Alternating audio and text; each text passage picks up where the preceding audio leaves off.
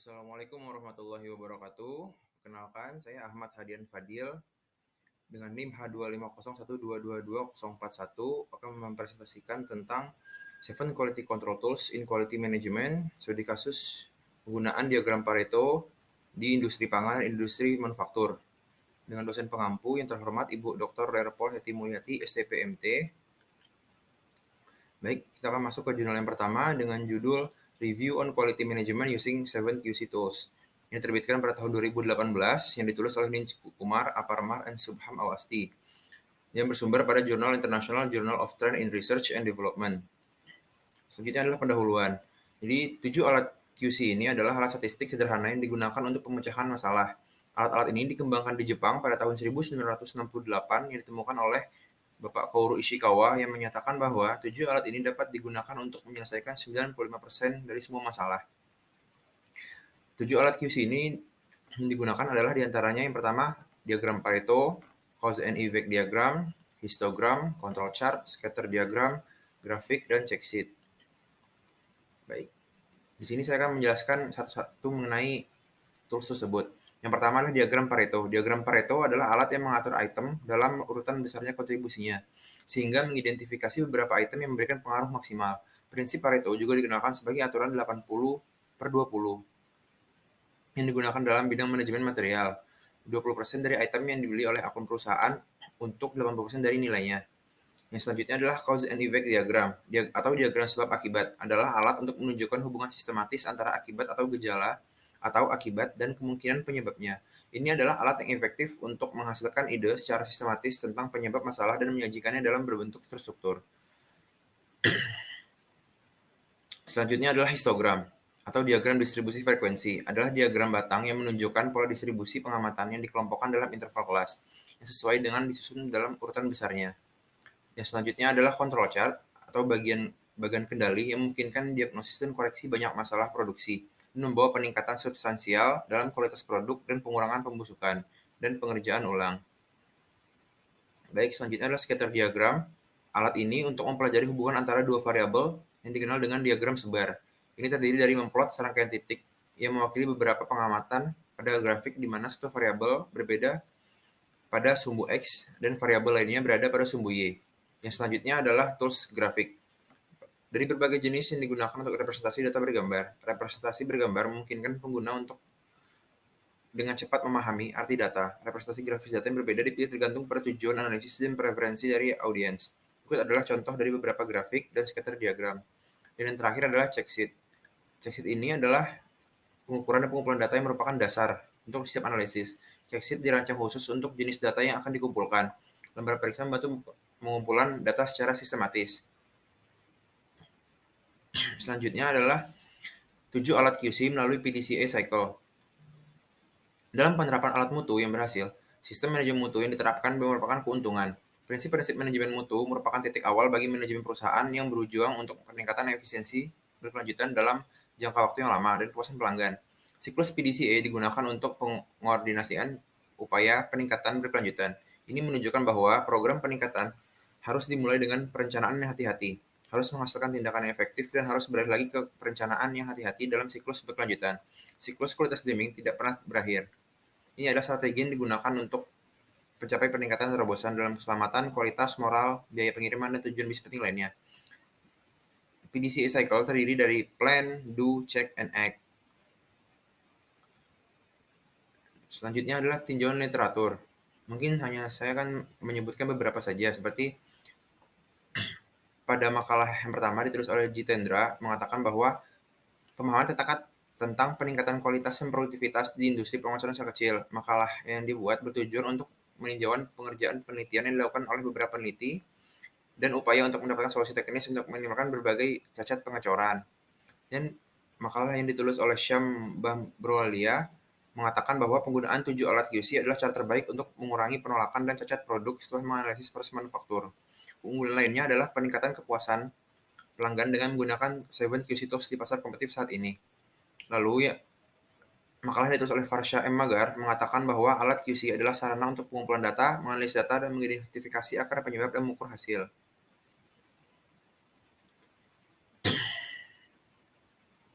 Selanjutnya adalah kesimpulan. Kesimpulan yang pertama adalah 7 alat kontrol kualitas telah menunjukkan hasil yang lebih baik dalam peningkatan kualitas sebagaimana dimaksud banyak studi penggunaan.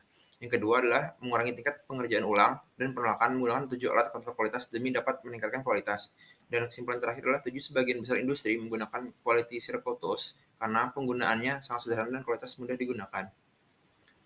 Setelah itu masuk ke jurnal yang kedua dengan judul A Case Study of Coffee Sachet Production Defect Analysis Using Pareto Analysis, P-Control Chart, and Ishikawa Diagram yang diterbitkan pada tahun 2021 yang ditulis oleh Nur Ila Idris dan kawan-kawan dan bersumber dari jurnal School of Manufacturing Engineering. Pendahuluan, industri manufaktur dalam garis aliran otomasi berfokus pada penilaian dan analisis produktivitas karena ini merupakan indikator penting dari laba dan kinerja perusahaan. Untuk mengukur tingkat produktivitas, diperlukan metode analisis matematis dan statistik untuk mengidentifikasi faktor kegagalan dan merekomendasikan perbaikan lebih lanjut. Dan juga makalah ini berfokus pada analisis variabilitas cacat pada lini produksi kopi saset otomatis dengan menggunakan diagram Pareto dan diagram P-control, dan juga mengidentifikasi akar penyebab cacat menggunakan diagram Ishikawa dalam pelaksanaan kontrol kualitas produksi kopi saset. Juga adalah tinjauan literatur. Terlanjutkan ke bagian metode. Jadi satu kasus ini cenderung mengembangkan kualitas produk yang tinggi dan mengurangi variabilitas proses yang terjadi di jalur aliran produksi. Jadi investor lokal, perusahaan terpilih berlokasi di wilayah utara Malaysia. Perusahaan adalah sebuah usaha kecil atau UMKM penghasil industri makanan kesehatan, termasuk minuman kopi dan teh sehat. Jadi untuk gambar yang nomor 2 ini menunjukkan diagram skema otomatis di jalur serial.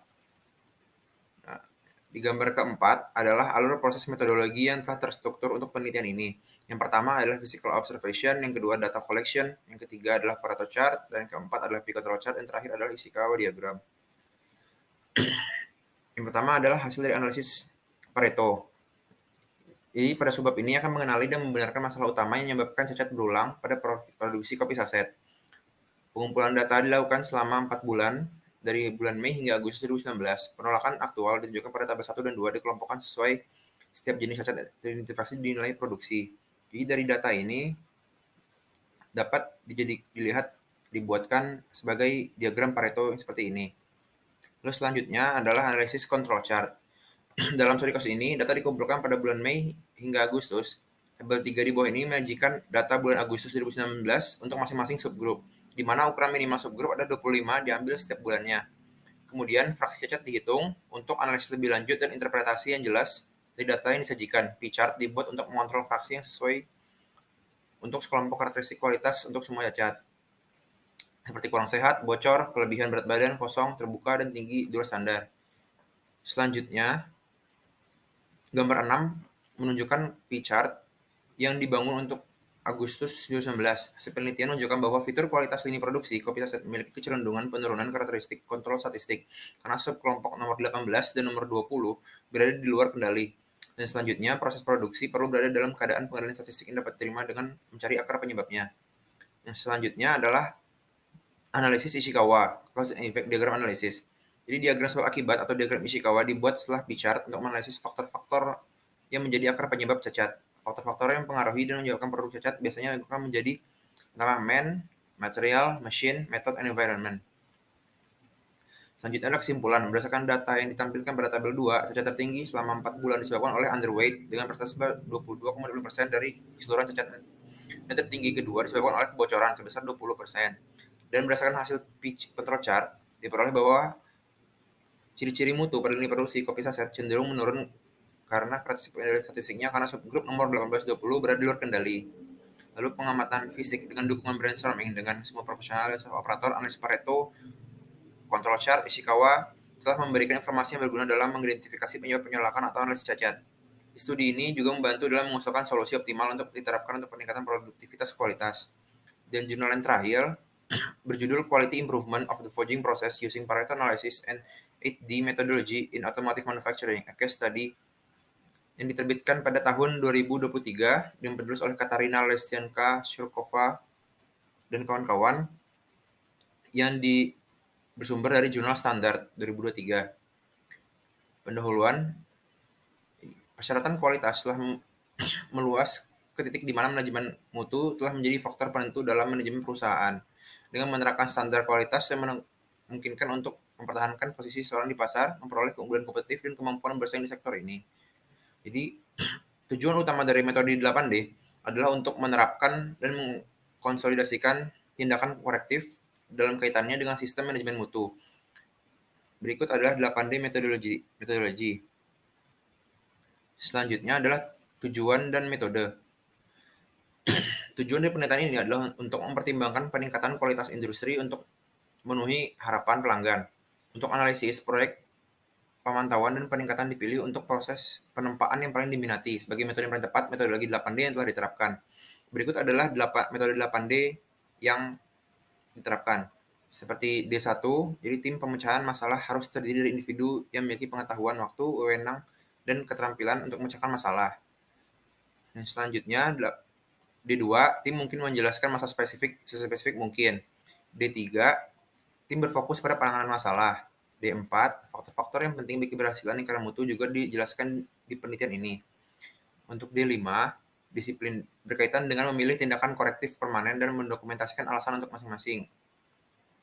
Untuk D6, tim mengimplementasikan PCA yang diidentifikasi dalam disiplin 5. Dan disiplin 7, mencegah terulangnya masalah memerlukan perluasan cakupan PCA dan kontrol untuk diterapkan ke produk, proses, dan lain-lain serta lainnya. Dan disiplin terakhir, langkah terakhir di proses 8D adalah secara resmi mengakui upaya kolektif dari tim pemecahan masalah, secara resmi menyetujui laporannya. Dan terakhirlah hasil analisis Pareto, digunakan untuk mengidentifikasi dan mengklasifikasikan kegagalan paling umum dan produksi penempaan dapat dilihat dari gambar tersebut. Kesalahan yang paling sering diidentifikasi adalah ukuran yang salah, penempaan yang buruk, dan pemborosan teknologi dengan frekuensi kumulatif hampir 80%. Berdasarkan temuan ini, fokus pada 8D melaporkan kesalahan yang paling sering terjadi dalam produksi tanpa identifikasi sebagai ukuran yang salah. Selanjutnya adalah hasil implementasi dari 8D. Jadi penggunaan laporan 8D dalam logistik produksi memungkinkan menganalisis semua aspek masalah secara efektif sebelum menyimpulkan dan mengumpulkan semua data yang penting. Laporan 8D berfokus pada sinergi tim, interdisipliner, dan pendekatan 8 langkah sistematis. Dapat digunakan untuk menghilangkan kegagalan dan ketidaksesuaian biaya sektor industri. Dapat disimpulkan bahwa penerapan metode 8D sangat penting untuk peningkatan kualitas dan memenuhi kebutuhan pelanggan di bidang otomotif. Dengan memilih dan memodifikasi metode ini sesuai dengan kebutuhan perusahaan tertentu dan produk atau proses yang dipilih. Mungkin itu saja yang bisa saya sampaikan dalam kesempatan kali ini. Wabillahi taufiq wal hidayah. Mohon maaf jika ada kekurangan. Wassalamualaikum warahmatullahi wabarakatuh.